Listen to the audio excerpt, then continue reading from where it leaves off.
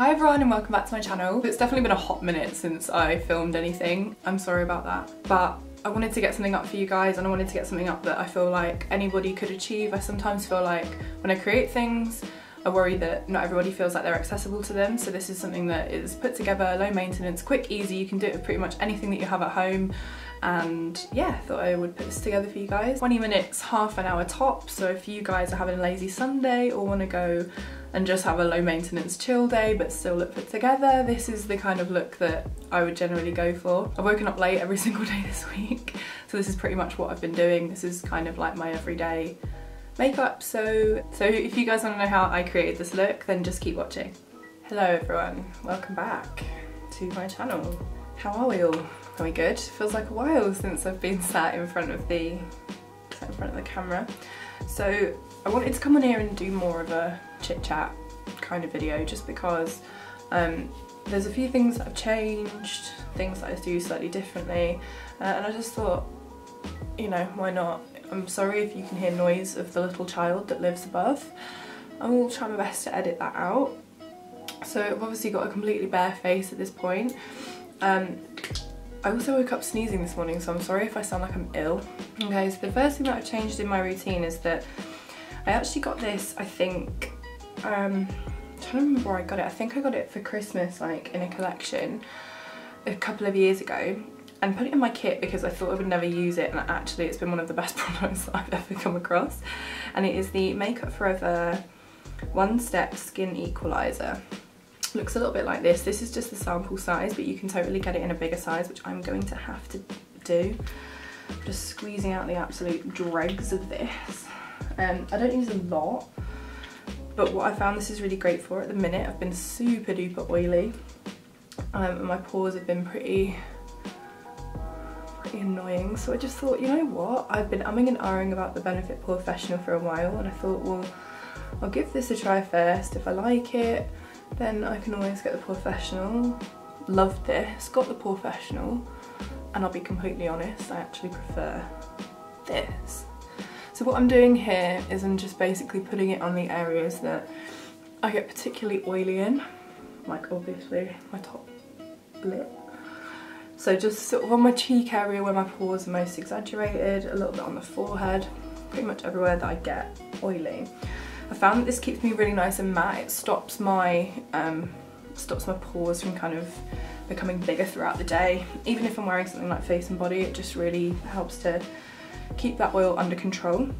So the second step that I do now is I go in with my Eyeshadow brow gel. This brow gel literally is my favourite brow gel I've ever used.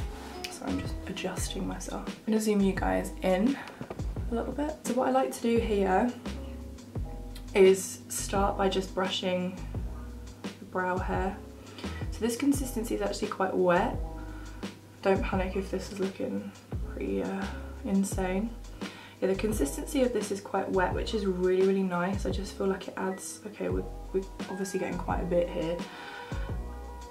I just like that it kind of fluffs up everything, but it's got that really like wet texture to it. That's the kind of brow that I like. Okay, there's a lot at the front here. So just gonna wipe that out and through. And again, because it's such a wet texture, you can kind of do that, and it obviously if you've got your foundation on you can't, but that's why I'm doing it first. I end up putting about 2 or 3 layers of this on, because I do the first layer first, obviously, like I'm doing now, do a second layer once that's dry, and then a kind of third and final, sometimes fourth and final layer when I finish my makeup as well, if I do want to add a little bit more. So I'm just basically brushing the brow hair up and out. At the minute my brows are pretty mental. I've not had them done for a while, so this step just helps me kind of set them in a place where I can start drawing them in a shape that works while they're a little bit unruly. Obviously there's a lot of residue just there, so I'm just going to get that off. I woke up this morning sneezing for absolutely no good reason, which is always an absolute bonus. Now at this point I'd either go in with the Anastasia Dip Brow, or I'm just going to use Spiked Pencil by MAC here. I also really love the Brow Archery from Soap and Glory. Sorry, I'm awful at multitasking. Yeah, the Brow Archery by Soap and Glory, but they never seem to have the shade that I like in, which is, I think it's called Dark Chocolate. I never seem to have it in, either that or people just nick them. So I've also started doing my brows a little bit shorter than what I used to. And at this point I'm not necessarily like, I like to get a base for my brow down. I don't like to just work without a slight brow on. I know some people go in like with their eye base and literally like just carve out the shape of the brow that they want, and that is a skill that I do not possess. On other people I do, but on myself I'm like, sorry, my nose ring's just gone out of place. Yeah, on other people I like doing that, but on myself I don't possess that skill. And I'm basically just like running the pencil really sort of just through the kind of sparse areas, not being particularly neat. Obviously we've got like a bit here that's sort of a bit weird, but we'll fix that, and that's why I like doing the eye base afterwards, just because I like to use it and it's kind of like an eraser, because I'm not very accurate when my accuracy level is like not great. So yeah, I'm just kind of filling those brows in. It feels like ages since I've been on camera. I have been super, wow, my nose is so itchy. I've been super busy, just with work and things like that and up and coming stuff, so I've not had a massive chance to film. And for me, filming is one of those things where like I like to go in knowing what I'm doing.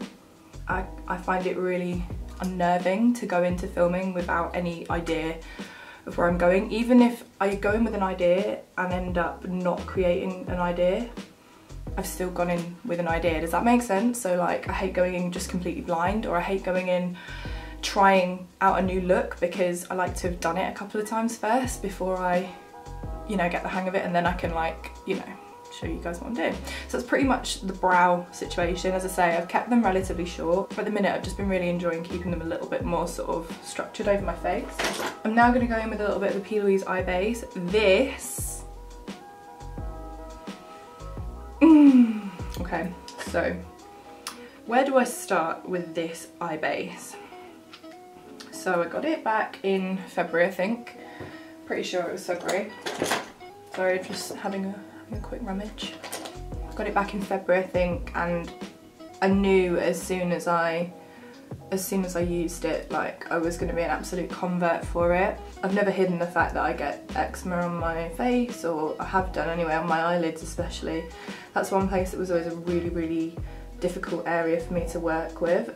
But since using this, you know, I'm not saying that this has cleared up my eczema by any means, but what I am saying is that because I'm not using something like Select, or I'm not using an eye base that's like really dry and matte, it's helped my eczema not come back. Because obviously if you're using something that is really drying and matte and uncomfortable, it feels like torture. And if any of you guys have eczema or get it in any way, shape or form, you will completely understand that feeling, that if you get it like on your face, or if you get it on anywhere, or if you're particularly prone to having dry skin,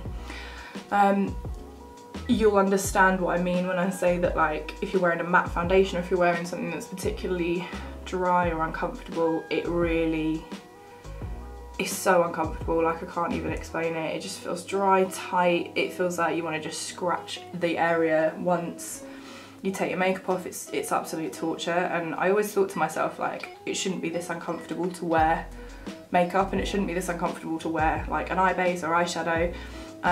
So I guess in a way I was kind of hoping that something would come out that was designed for us, because in, you know, before this base came out, you know, everybody wanted a really matte eye base, and then all of a sudden people started realising that the sort of softer, more hydrating the eye base is, the better your shadows will go on, whether you have oily skin, whether you have dry skin, you know, no matter what, the more soft and hydrating it is and the less matte and, you know, flat the base is, your eyeshadows will just go on so much better.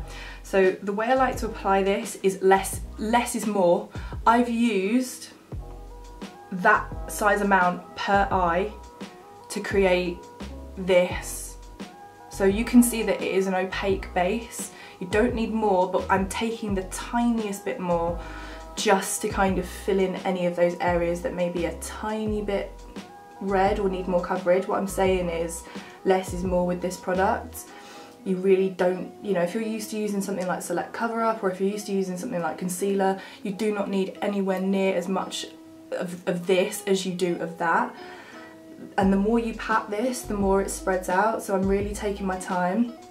I think one thing that people don't necessarily spend enough time on is the eye base. That base is what is gonna make your eyeshadows like the most pigmented and the most, you know, you want to get your best work on somebody's eye or on your own eye. So taking time to really work that base in, it's worth doing in the long run because it will make your eyeshadows blend so much easier. It just makes everyone's life a whole lot easier. So like I was saying, less is more with that product, and add where you feel you need, rather than just going in with an absolute like shed load of it and having too much on. The product just doesn't work properly if you have too much. And I've seen loads of people commenting saying, like not on my stuff but on like P. Louise and P. Louise Makeup Academy stuff, said, oh, it's run out, the tube's too small. Yeah, because you're using far too much. You literally don't need anywhere, you need like a third of the amount you'd use of Select Cover Up with that base. The amount, I use less than a pea-sized amount per eye and then went in with like the same amount just to add in extra coverage. You don't need a lot. Rant over, the eye base is mint. If you don't have it, you need it in your life. Just, you know, what else can I say? The next step that I'm going to do is I'm just going to go in, so I'll show you guys my palette for reference. So this is a palette that, there we go, this is a palette that I've had for a long time. I just make my own, prefer making my own palettes. I'm not really a massive fan of pre-made palettes, that's just my personal preference. So this is Desert Sands just here, which is clearly well loved. This shade here is Tiki Hut. This is the shade that I'm going in with first. So what I'm doing is just picking up quite a bit, and I'm using a Morphe M441 brush, and I'm pretty much just patting that shadow all the way through my crease. Because I'm not using tons and tons of shadow today, I'm pretty much just going to use the same colour all over my eye. I'm just picking that up, and a lot of people always ask me, if they see me working or they sort of look at my videos, ask me how much product I use. Like, I'm dipping in 5 or 6 times to keep going and get this, so that will be the second time. This will be the third time. So what I'm doing is really building that product up through the crease, so it obviously looks hella messy. I'm just picking that up, really building it up. I want that colour to be all over. And when I can feel like there's barely anything left on my brush, that's when I start going up towards the brow. So just using the same brush still, just really tickling over those areas. I'm using the lightest, softest hand, and I'm really just kind of feathering that colour up and out and through. And I like to bring my eyeshadow up quite high. I've got quite a lot of space up here, so I feel like I totally can bring that up quite high. And recently I've had some people sort of say like, oh, you know, I wish I could bring my eyeshadow up that high, but I haven't got the space. Like, you definitely do. You just need to take your time with it, and a clean brush is literally the game changer with that. So my first port of call is getting that on. So that's one application of the shadow, and I'm patting into that shadow maybe like 5 or 6 times to really pick up that pigment. So that's the second dip, just in there. Cool. Third dip, where I've picked up like 5 or 6 pats worth of product. And again, just kind of, my blending technique on myself is pretty much like a sort of zigzaggy side to side kind of motion. I always pat it on first just so I can really lay that colour down. I'm also just sort of circling that over the lid area as well, why not? And then when I can feel like, as I said, there's barely anything left on the brush, that's when I can start to kind of go up, outward, like that. And we've got pretty much the eyeshadow on. This is the Morphe 573. It's a really nice big like domed, I don't know if you can see. It's like a really nice, if it will focus. There we go, look at that patchy tan. Really nice dome shaped brush with no product on it, and I'm pretty much just buffing that like you would using an eraser with a pencil pretty much. Just buffing that all over those edges, and you can kind of see just how softly that has buffed everything out and away. So because this is pretty much like my everyday kind of, this is an everyday look for most people, but this is actually one of my like going out looks, just because I'm not a massive, because I wear makeup all the time, like all the time, I'm not a massive fan of putting on loads and loads of makeup when I go out. It's just not really me. Like there's been times where I've spent days creating a look and putting stuff up on my Instagram and stuff like that, and then actually I completely had to take it all off and just go out with something like this on. I love having more of a skin focus when I go out, so my focus is like on the freckles, on the really beautiful skin. That for me is like what I like to do. I've always been somebody that thinks outside the box a little bit when it comes to life, pretty much everything. So for me, I feel like when everybody goes and gets their makeup done and they want like all their eyes to be dead glam and stuff like that, like I love that. But because I'm doing that every single day on myself for work or for Instagram or for YouTube or anything like that, you know, I kind of want to do the opposite. I kind of want to really tone it down and just make it almost look like a full face but natural, if that makes sense. That's just me. That's kind of just what I enjoy, really. So that's pretty much the eye makeup done. I know, right? So, Jesus Christ.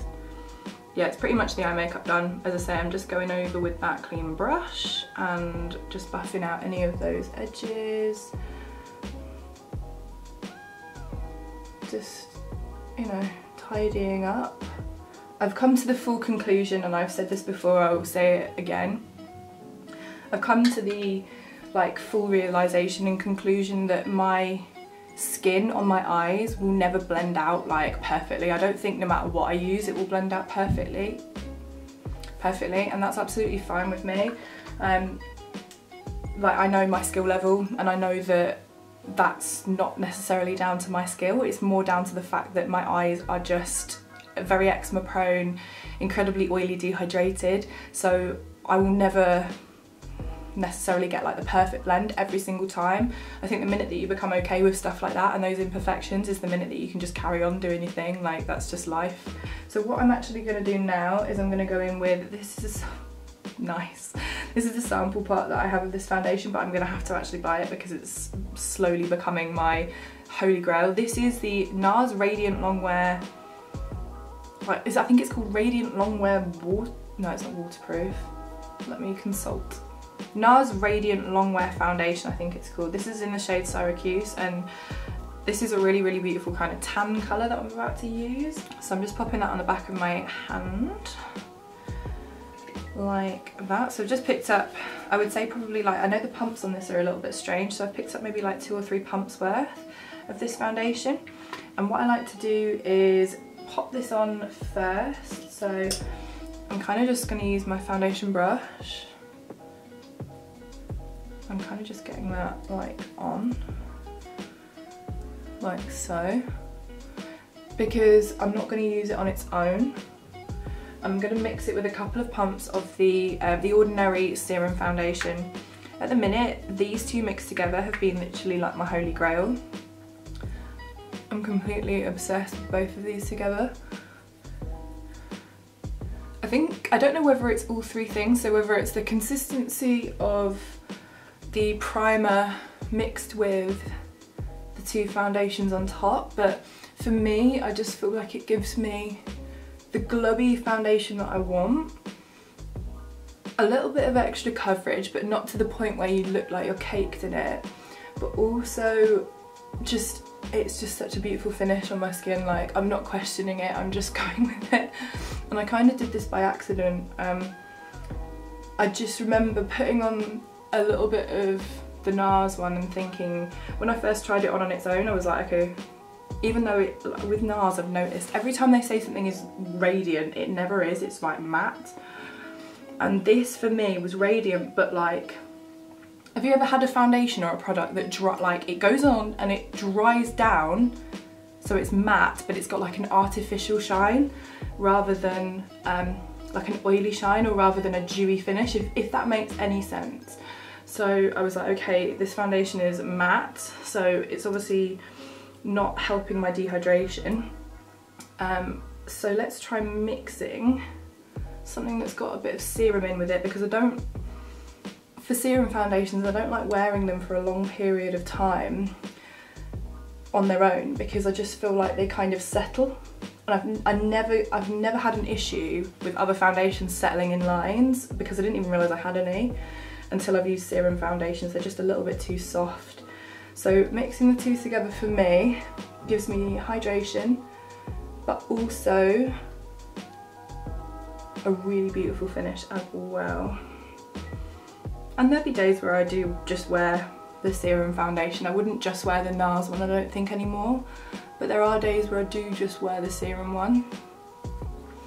So yeah, that's pretty much all on. It's a really beautiful colour as well. Might be a little bit dark for me because my tan is 100% coming off at this point in time.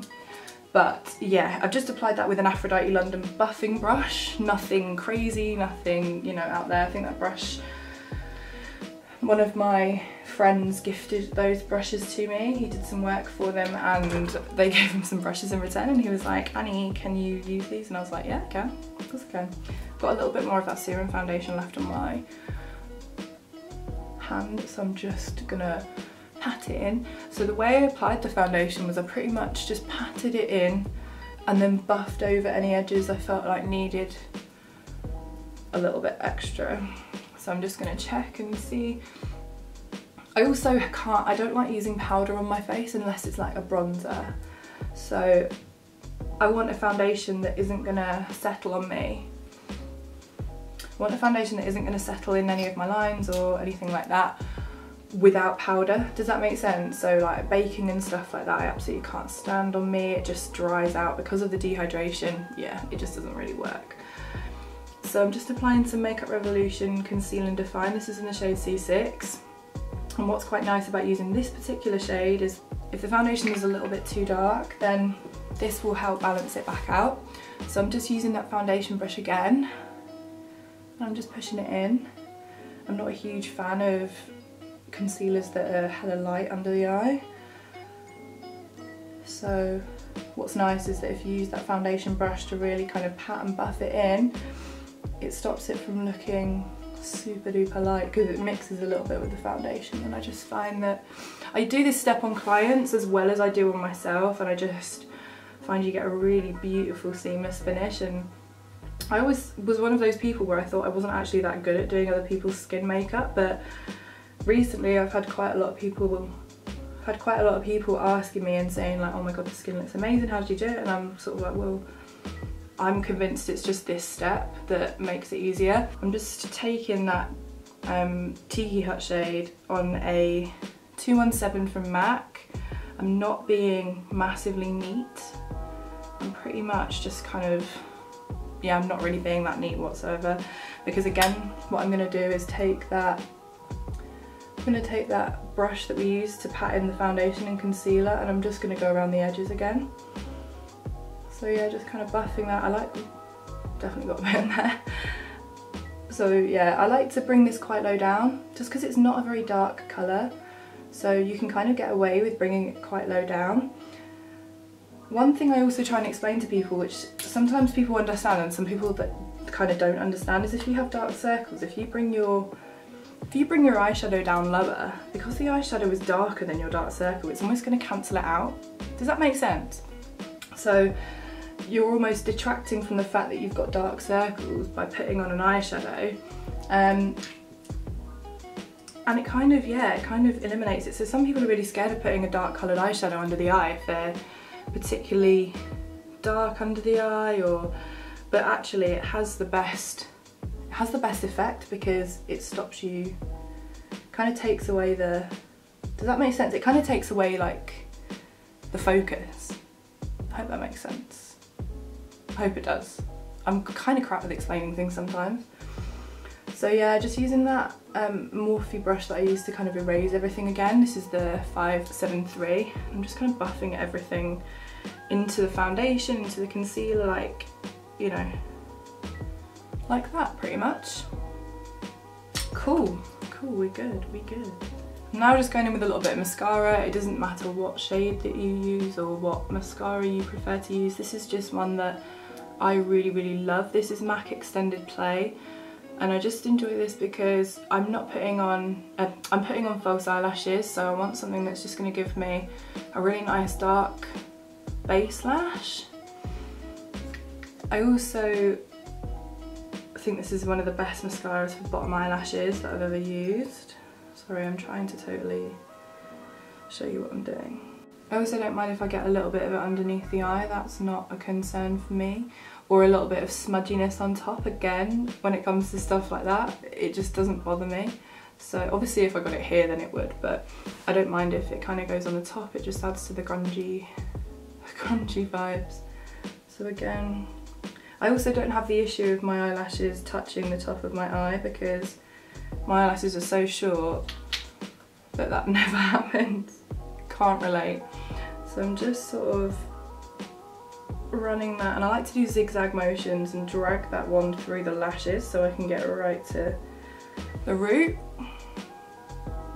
My camera will focus. There we go. So we're looking a little bit something like that pretty much. You could totally leave that as is, not a problem at all. But I'm going to go in with a little bit of bronzer. This is just MAC Dark Tan. This is a colour that I like to use when I'm particularly tanned, obviously. And I'm just kind of tapping that in first.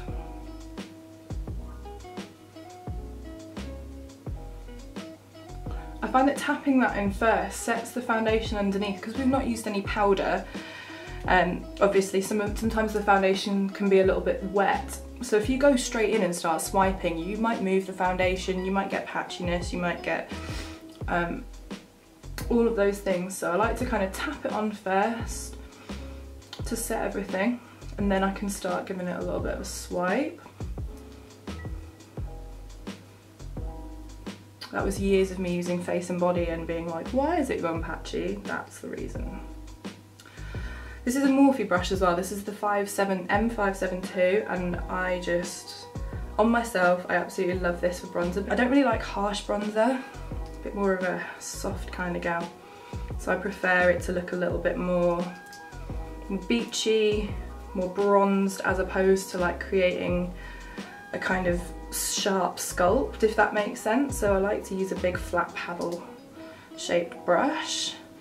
And just really like tapping it in right the way through to the hairline.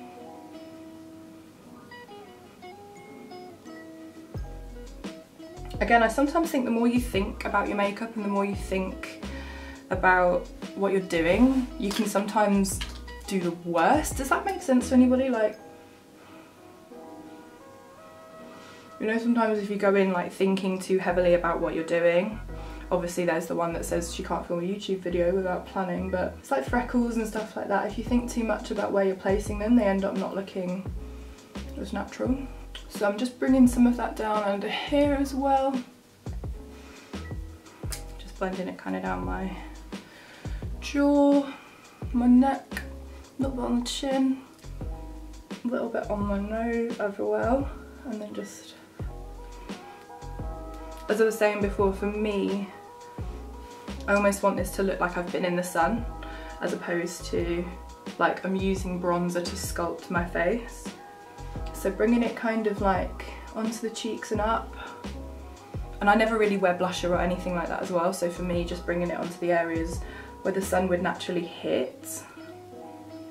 Plus when I'm going to add freckles as well, it just works out so much better. So now it's kind of time to go back in with that second coat of the brow gel. This brow always looks a lot more tamed than the other one. So that one will always have like proper sticky up hairs, and this one's just like, no, I'm just chilling. I love that wet texture that this gives, and it looks continually like wet throughout the day, and it just, oh, honestly, you need to pick it out. You can get it on ASOS, and I'm a convert. Holly Flynn, if you guys don't follow Holly Flynn, she was the one that I remember I saw using it, and I was like, I need to have this, because if Holly Flynn has it, then I need it. I need it in my life. So I'm gonna add highlight now. So the story behind this is when I first, let me zoom you guys out a little bit. When I first went and looked at this, I was like, oh my god, I'm obsessed. This looks insane.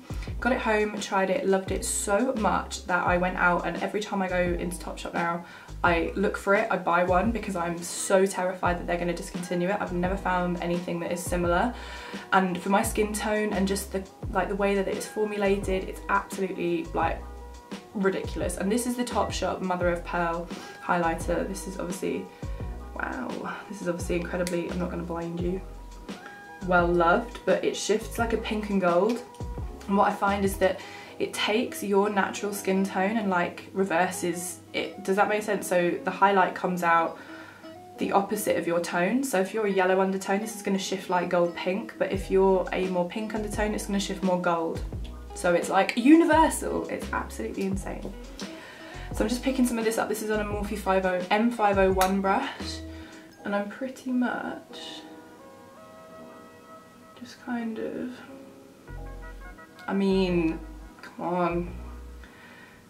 The other reason I love this so much is because I find on myself that powdered highlights just seem to sit on my skin really weirdly. Like, I love the Anastasia ones, but the Amrezy one and like all of the glow kits just, can we just, Yeah, the Amrezy one I'm going to keep in my kit because it is a beautiful highlight, but on my skin it just sits and it just looks heavy. This is why I don't use a lot of powder on my skin, because my skin just doesn't agree with loads and loads of powder. But for some reason, I don't know what's in this, but it just melts into the skin, or it does into mine anyway, and it just, it's such a, oh, I mean, it doesn't exaggerate anywhere near as much texture as you'd think. It's just an absolutely, oh, this will forever be my holy grail. I haven't used it for ages and ages, and then forgot I had it, and I was like, oh, I'll give this a go. I'm doing more of a pinky tone look today, and just fell back in love with it again. I think this will forever be, oh, just look, like, yeah, this will forever be my holy grail. So I'm just kind of popping this everywhere, just bathing in it pretty much. And I've just never found that, it's never failed me ever. I don't know why I stopped using it. I'm an idiot. I need to just put it everywhere, everywhere. So obviously it's quite blinding at this point, so I'm just going to go back in with that bronzer brush just to blend all of that in together. I also found that with this highlighter, with some pink highlighters you get a bit of a grey cast, but I've never found that with this one, ever. It just looks flawless. Just, yeah, just sold. Like how glowy does, it makes you look like you've been on holiday, and every time I wear it, I get so many people complimenting me on it, and like, what have I got on? It's beautiful. Just popping on some eyelashes. These are the Eldora H167s. They are a very well loved pair of H167s. I need to open a new pair, but does anyone else feel like the longer you wear your lashes, like they get kind of better? Does that make sense? These definitely need chucking though, because they are pretty bulky at this point. So I'm just sticking those on. No liner, no nothing, I just popped a little bit of black eyeshadow at the band just to kind of hide any glitter that might have been on there, or, you know, remnants of a previous look. I get a lot of people asking me how many wears I get out of these eyelashes. As long as you take care of them and as long as you know, don't mistreat them. Some people wash their eyelashes, which I find a little bit unnerving, but I'd rather just open a new pair, and I'd say I probably get about 2 weeks worth out of my eyelashes. As long as you're peeling the glue off and as long as you're taking care of them, then you should get, you know, a fair good amount of use out of them. So I like to let that glue sit for a little bit on those eyelashes. The Eldora glue is by far the best eyelash glue I've ever used. It's latex free, cruelty free, etc, etc. It's really super strong as well. I'm such a massive fan of latex free glue. I get watery eyes all the time, and in summer and stuff with my allergies, watery eyes are not great, and normal duo and stuff like that will break down when water touches it, whereas the latex free doesn't. It's like super glue, and even to the point where sometimes I'll retweak my lashes during the day and the glue is still tacky. So even after like 6 to 8 hours of wear, the glue still has a tackiness to it. For some people that might not be what you're into, but for me, yeah, I am very much into it. And we have something like this. These are, do you know what, ride or die lashes. I always go back to them. I'm absolutely obsessed with these eyelashes. I have never ever put them on and thought these look wrong, or these don't work, or these aren't the right lashes for this look. They're my absolute all-time favourites. The other reason I love these eyelashes as well is because I've actually got quite a lot of like space. So my lid space is quite small, but my brow, between my crease and my brow is huge. I've got so much space going on there. And what I love about these is that they're super long. They don't close my eye off because they've got a gap, but they're super duper long, so it makes the space look a little bit more in proportion, makes my eyes look so much bigger and more awake. And to be quite honest with you, with this kind of look, they actually look relatively natural, so, you know, I'm all for these. These are my ride or die favourites. I'm gonna pop a little bit of Fix Plus on.